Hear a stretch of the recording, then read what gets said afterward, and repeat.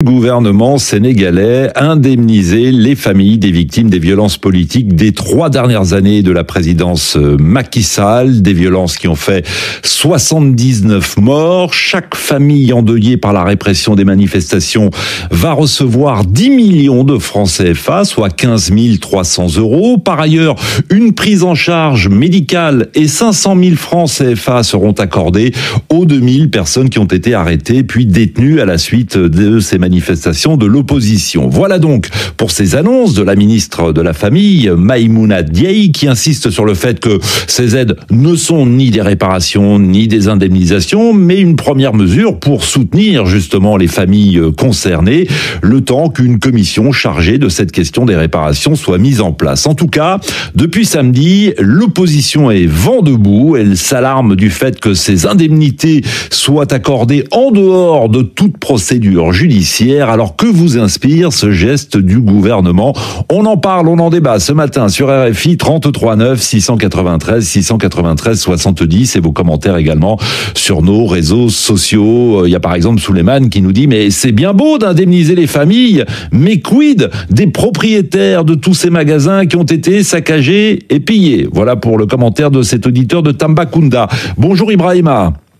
Oui, bonjour monsieur Juan Gomez. Vous êtes à Thiès. Comment avez-vous réagi en apprenant cette première décision du gouvernement concernant les victimes? Oui, je suis à Diender, dans la région de Thiès, oui. Bon, on vous écoute. Oui, bah, d'accord. Maintenant, malheureusement, ceux qui critiquent sont toujours les personnes de mauvaise foi. Et tout à l'heure, je vous ai entendu dire l'opposition. C'est comme s'il y a une signifiante opposition. Il faut comprendre qu'au Sénégal, maintenant, il n'y a plus d'opposition. Ce sont des récalcitrants, des gens peut-être qui n'acceptent pas la volonté divine du bon Dieu de mettre les gens au pouvoir. Ce sont ces gens-là qui passent tout le temps sur les réseaux sociaux et sur le radio de critiquer les bons gestes. Ça, c'est un bon geste. C'est un geste noble. C'est-à-dire indemniser les gens qui étaient là lorsque le président sortant voulut installer une dictature en emprisonnant tous nos droits et devoirs étaient piétinés. Ce sont ces défenseurs-là de la démocratie sénégalaise qui luttaient contre ça. Sans eux, que ce soit les martyrs ou les blessés, vraiment, je pense que cette indemnisation ne peut pas remplacer leurs efforts consentis. Bien sûr, Ibrahima, mais je pense que tout le monde est d'accord pour indemniser les victimes, mais indemniser toutes les victimes et pas seulement ceux qui sont descendus dans la rue pour certes défendre Ousmane Sonko qui était en prison, mais qui pour certains en ont profité pour commettre des délits, saccager des magasins, des stations-service, des supermarchés, vous comprenez? Mais il faut comprendre, aucune chose n'est parfaite. On ne peut pas aussi satisfaire tout le monde. Par A ou par B, que ça soit que tout le monde est d'accord ou pas, il faut comprendre qu'on ne peut pas indemniser tout le monde. Parce que tout cela, comme on appelle, le combat était presque un combat national. Je peux dire même international parce qu'il y a des Sénégalais de l'étranger qui participaient. Donc c'était un combat international. Maintenant, c'est la cause. Il faut comprendre que c'est pas on luttait pour attendre de quoi pour le lendemain ou autre. On luttait tout simplement pour défendre, quel que soit Alpha. Moi, je fais partie peut-être des lutteurs. Je fais partie des défenseurs de la démocratie sénégalaise. Maintenant, si on m'indemnise ou pas, ça me paraît être du même. Ça ne change absolument rien. L'essentiel, on a gagné la bataille. L'essentiel, le Sénégal va changer. Et on a obtenu ce qu'on voulait. Bon. Donc, il n'y a pas plus. D'accord, Ibrahim. On va donner la parole à d'autres auditeurs. Continuez à écouter l'émission sur les 100.2 FM à Thiès. Je vous lis le commentaire de Djibi qui salue un acte noble de la part du gouvernement quand on sait que la perte d'un proche est extrêmement douloureuse. Cependant, nous dit cet auditeur, il faut faire la lumière sur tous les morts afin que les coupables, les commanditaires et les bourreaux soient identifiés et punis. Djibi attend donc des procès. Bonjour Moustapha. Oui, bonjour Juan. Alors, cette indemnisation, en tout cas cette première aide destinée aux victimes des violences et aux familles endeuillées, elle vous semble légitime ? Mais c'est pas légitime. Évidemment, il y a que les éléments de langage passés pour nous dire que c'est des gens qui luttaient pour la démocratie qui sont indemnisés. Non, c'est des pyromanes qui avaient brûlé, qui avaient cassé. Voilà la réalité. Ils se sont donné le nom de victimes, mais il faut élargir la base. Les victimes, c'est toutes les personnes qui ont été impactées. Il y a des gens qui ont perdu leur commerce. Il y a des gens qui ont perdu leur vie et qui étaient de l'autre côté. Il y a des agents des forces de sécurité qui ont été blessés. Il y a l'université. Alors justement, en parlant des forces de sécurité, faut que je retrouve un commentaire. C'est Mamadou Hambourg qui affirme que il devrait y avoir aussi des indemnisations pour les forces de l'ordre et de sécurité, car il y a eu aussi des blessés dans leur rang. C'est le minimum quand même. Et puis, comment on peut faire une indemnisation en se basant simplement sur ces militants? Comment on peut faire ça? Vous avez l'impression, Moustapha, qu'on se dirige vers des indemnisations partisanes, alors? Non, c'est clair. Dans leur langage, il n'y a que les gens qui se battaient pour Ousmane Sonko qui sont victimes. C'est clair. Les gens qui se sont battus de l'autre côté, c'est pas des victimes. C'est des gens du système, comme ils disent. C'est ça leur élément de langage. Malheureusement, c'est des populistes. Donc, mais on a vu qu'attendez-vous, Moustapha, qu'attendez-vous désormais de la part du gouvernement, donc? Juan, je vais être très franc avec vous. Soyez franc. Je n'attends pas grand-chose de ce gouvernement-là. Je n'attends pas grand-chose de... Pourtant, il va y avoir une commission, excusez-moi, Moustapha, il va y avoir une commission qui va se pencher justement sur cette question des indemnisations. Depuis 9 mois, quand ils ont voulu supprimer l'Assemblée nationale, quand ils ont voulu supprimer la HCCT, quand ils ont voulu faire tout ce qu'ils ont voulu faire, ils l'ont fait. Qu'est-ce qu'ils attendent pour reprendre le procès? Donc vous attendez un procès, vous, Moustapha, concernant les violences? C'est pas des aides. Bon, Moustapha, on donne la parole à d'autres auditeurs. Merci, bonne journée à Dakar. Aruna, vous êtes à Kédougou? Bonjour. Oui. Bonjour, oui, je suis à Kédougou. Vous partagez les propos de Moustapha à l'instant qui dénonçait une sorte d'indemnisation partisane. Vous êtes d'accord avec cela? Pas du tout. Moi, je pense qu'il y a amalgame par rapport au concept. Parce qu'il faut faire la différence entre indemnisation et assistance. Et là, moi, je pense qu'on parle d'assistance pour le moment. Et on parlera d'indemnisation après que la justice est faite en quelque sorte. Et pour le moment, je pense que nous devons nous limiter à l'assistance. Parce que ce que le ministre, Madame le ministre a dit et a publié, et on va assister les familles qui ont été endeuillées, les ex-détenus, les blessés, tout ça, pour les accompagner par rapport à leur réinsertion, par rapport à d'autres. Il faut comprendre par là, il y avait des étudiants parmi eux qui ont abandonné les études et on doit les accompagner pour qu'ils puissent reprendre leurs études. Et d'autres également qui ont perdu leur boulot, on doit les accompagner. Je pense que pour le moment, nous ne devons pas parler d'indemnisation qui est une affaire typiquement judiciaire. Aruna, excusez-moi, à partir du moment où là, aide financière, indemnisation, bon, vous choisissez le terme qui vous convient le mieux, Aruna, mais à partir du moment où c'est l'argent du contribuable sénégalais, est-ce qu'il ne faudrait pas plutôt que une commission détermine combien il faut donner à chaque famille, quelle famille va pouvoir en bénéficier d'abord? Là, on a comme l'impression que c'est le gouvernement qui décide qui bénéficiera sans qu'il y ait forcément un contrôle derrière. Non, il faut comprendre par là qu'il y a déjà il y aura une commission qui sera établie pour élaborer, pour étudier tous les différents cas afin que l'argent puisse être décaissé et que les ayants droit puissent bénéficier le soutien qu'il faut. Donc je pense que c'est pas une occasion comme l'entend l'opposition de détourner l'argent public, des deniers publics. On a vu que pire que ça dans le régime de Macky Sall. Je pense qu'il faudra laisser le temps jouer son rôle en quelque sorte et la justice faire son travail. Dire que le gouvernement est là pour détourner les deniers publics, moi je pense que tel n'est pas le cas. Bon. Parce que si on voit les miettes là, les 10 millions, les 500 000, ça ne vaut absolument rien par rapport à ce que... Ce sont des miettes, c'est-à-dire que vous espérez que les familles endeuillées puissent recevoir une aide bien plus conséquente. Abdoulaye à Dakar nous dit sur WhatsApp, le gouvernement apaise ses partisans avec notre argent et ceux dont les biens ont été saccagés. Que vont-ils obtenir? Une somme dérisoire, nous dit cet auditeur. Mamadou, bonjour. Bonjour Juan. Vous n'êtes pas vraiment convaincu par ce premier geste du gouvernement? Alors vraiment pas du tout, parce que pour moi l'approche est faussée, parce que il y a un principe du droit qui dit qu'on ne peut pas se prévaloir de sa propre turpitude. Aujourd'hui, je pense que l'idée serait d'abord de requalifier les événements. de les qualifier juridiquement, afin de pouvoir situer, par exemple, la responsabilité de tous les acteurs qui ont pris part à ces événements-là, pour voir à quel niveau de responsabilité...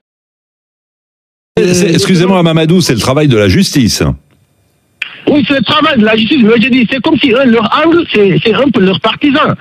C'est un peu leur partisan. Alors, je viens de le dire, c'est l'argent du contribuable. Donc, pour le mettre quelque part, il faut que, juridiquement, ça s'explique.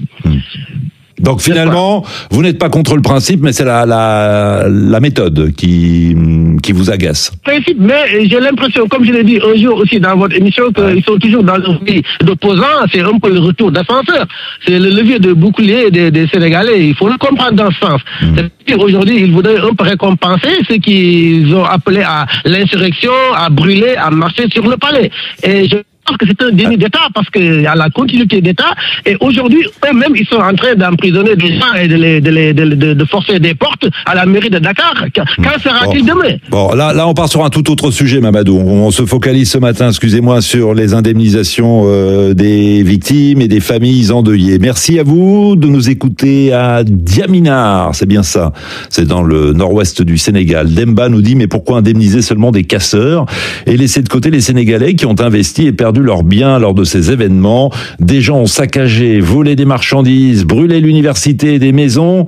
C'est le monde à l'envers car ces gens-là ne recevront aucune indemnisation. Bonjour Moussa.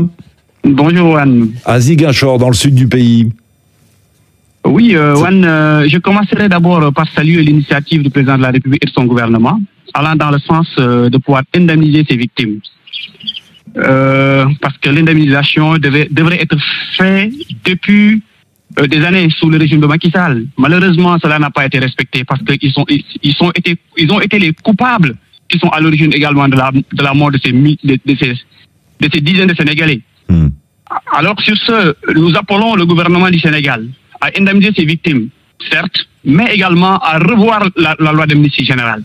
Pour pouvoir cette loi qui revient justement sur ces faits, c'est-à-dire que vous êtes pour l'abrogation de cette loi. C'est d'ailleurs un projet du gouvernement. Hein.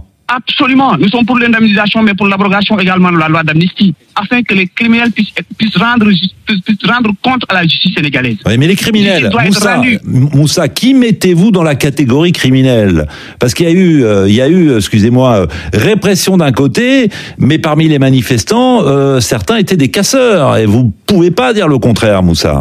Non, c'est Macky Sall et ses acolytes. Non, mais vous pouvez pas dire non, il y a eu des casseurs dans les rangs des manifestants. Ça, c'est un fait. Les manifestants étaient désarmés. C'était une manifestation pacifique, ils étaient désarmés. Je ne dis pas le contraire. Nous avons tous vu les images. Je ne dis pas le contraire. C'était des manifestants désarmés. Moussa, mais qui a saccagé les supermarchés, des stations-service, qui a brûlé? Alors, un auditeur disait l'université, c'est pas tout à fait exact, c'est pas toute l'université Cheikh Anta Diop qui a brûlé, et heureusement, mais je crois que c'était la bibliothèque ou les archives, je ne sais plus. Mais qui a fait ça? Les forces de l'ordre? Raison de plus. Non mais Moussa, je vous pose la question. Non, attendez, j'arrive. Il doit avoir l'abrogation de cette loi afin que la lumière puisse être faite sur ce qui s'est passé réellement. Parce que à un moment bien déterminé, ils ont voulu faire croire aux Sénégalais que c'était des gens qui étaient là pour saccager. Et c'était absolument faux. C'était le gouvernement de Macky Sall qui était derrière également l'organisation de ces saccages et de ces massacres. Bon, donc pour vous, le gouvernement, les forces de sécurité de l'époque ont saccagé les commerces. Je ne sais pas si l'ensemble des Sénégalais qui nous écoutent partagent votre avis. En tout cas, merci Moussa. Bonne journée à Ziguinchor. On va retourner à Dakar dans un instant, mais d'abord un autre Moussa. Tiens, mais lui, il est à Brighton, dans le sud de l'Angleterre. Bonjour. Bonjour Juan et bonjour à tous. Vous vous êtes présenté au Standard comme un militant du PASTEF, donc du parti au pouvoir. Oui, tout à fait. Et je crois que je vais devoir m'excuser pour certaines paroles qui vont sortir de ma bouche, parce que ça va pas plaire à beaucoup de gens. Pardon? Parce que cela ne va pas plaire à beaucoup de personnes. Allez-y. Nous nous sommes battus. Nous avons fait du lobbying au niveau du Parlement anglais. Nous avons investi tout ce qui était possible de faire en matière d'argent pour supporter ce projet. Mais la façon dont le projet est déroulé ne nous plaît pas du tout. C'est-à-dire, vous faites partie des déçus, vous avez voté, vous avez milité pour le PASTEF, Le PASTEF est arrivé au pouvoir et aujourd'hui vous êtes déçus. Mais concernant les indemnisations, expliquez-nous je voulais en venir. Pourquoi allez-y, parce que les secondes défilent malheureusement. Voilà. On parle d'assistance, on parle d'accompagnement, on parle de réparation et on parle d'indemnisation. Chaque mot a son importance. Moi, je dois dire qu'on doit enlever le mot indemnisation et parler du reste. Et ça peut être pris en charge par une structure de l'État. Et on n'a pas besoin de faire une liste de personnes pour dire qui est victime et qui ne l'est pas. Et là, vous avez l'impression que les autorités font le distinguo entre les victimes ? Si on parle de victimes, principalement, c'est des gens du PASTEF. En majorité. En tout cas, celles qui vont recevoir dans un premier temps des aides. Ça, pour le coup, c'est sûr. Mais est-ce que ceux qui ont perdu leur magasin, leur boutique, ne sont pas également des victimes ? Tout à fait. Et c'est là où je voulais en venir. Le Sénégal a été meurtri par cette histoire. Et on s'est dit jamais plus comme cela se passait avant. Ce qui veut dire qu'on regarde vers l'avenir avec une perspective de changer la donne pour toujours. On ne peut pas se permettre de poser des actes qui vont à l'encontre de ce pourquoi on s'était battu. D'accord. Qui a décidé de cette liste? Qui a décidé des montants? Les montants sont dérisoires, même si c'est pour un accompagnement. Ah oui, mais c'est une première aide. C'est une première aide, Moussa. Il ne s'agit pas de dire que le montant annoncé par la ministre il y a quelques jours était le montant définitif. Il y a justement une commission qui va être mise en place pour examiner cette question. Oui, c'est la charrue avant les bœufs. Moi, quand j'ai montré les photos des victimes de Macky Sall à mes enfants qui sont métis, ils étaient tous en larmes. À chaque fois que je vais au Sénégal, ils me disent « Papa, tu ne peux pas aller au Sénégal parce que ce n'est pas un pays d'état de droit. » Donc on s'est dit, quand on est arrivé, que la règle des 3 J, qui sont Djub, Djubal, Djubanti, PASTEF ne peut pas déroger à cette règle. Bon, en tout cas, vous faites partie des déçus, Moussa. Merci en tout cas de nous écouter sur les réseaux sociaux et sur Internet à Brighton, dans le sud de l'Angleterre. Diga, à Dakar. Bonjour. Oui, bonjour. Oui, bonjour. Avez-vous envie de réagir aux propos de votre compatriote qui vit dans le sud de l'Angleterre? Est-ce que vous partagez finalement sa déception ou pas du tout? Alors, pour le moment, je ne peux pas parler de déception du moment où les nouvelles autorités, comme on appelle, ont pris le pouvoir il y a même pas un an. Donc, je pense qu'il faut d'abord mettre les jalons et parce que là, pour on peut les juger, il faut qu'on essaie de voir les jalons qu'ils ont mis depuis le début. Mais aujourd'hui, quand on veut quand même les juger en termes de réalisation... Non mais parlons du sujet qui nous concerne ce matin, Diga, à savoir les indemnisations, les aides aux victimes. Alors, en fait, moi je pense que c'est une très bonne chose. Moi, je ne parlerai pas d'indemnisation, je vais parler peut-être d'assistance, comme l'a si bien dit le ministère. Donc, c'est une assistance qui n'est pas du tout suffisante, à mon avis, parce qu'aujourd'hui, quand on prend quelqu'un qui est détenu à la prison pendant 18 mois, 19 mois, 20 mois, etc., quand on divise 500 000 francs, disons, par 18 mois, ça fait à peu près 27 000 francs. Et 27 000 le mois, je pense que c'est rien. Et il faut dire que ces gens-là, c'est des gens quand même qui avaient un boulot, qui avons parfois même des entreprises. Donc, 500 000 francs, pour moi, c'est rien. Ouais. En plus de ça, également... Mais Diga, donc, le montant vous semble insuffisant. Et que répondez-vous à ceux qui dénoncent une indemnisation ou une aide, si vous préférez le mot aide, partisane? Non, en fait, vous savez, il faut d'abord voir quelles sont ces personnes-là. Quels sont ces gens-là, en fait.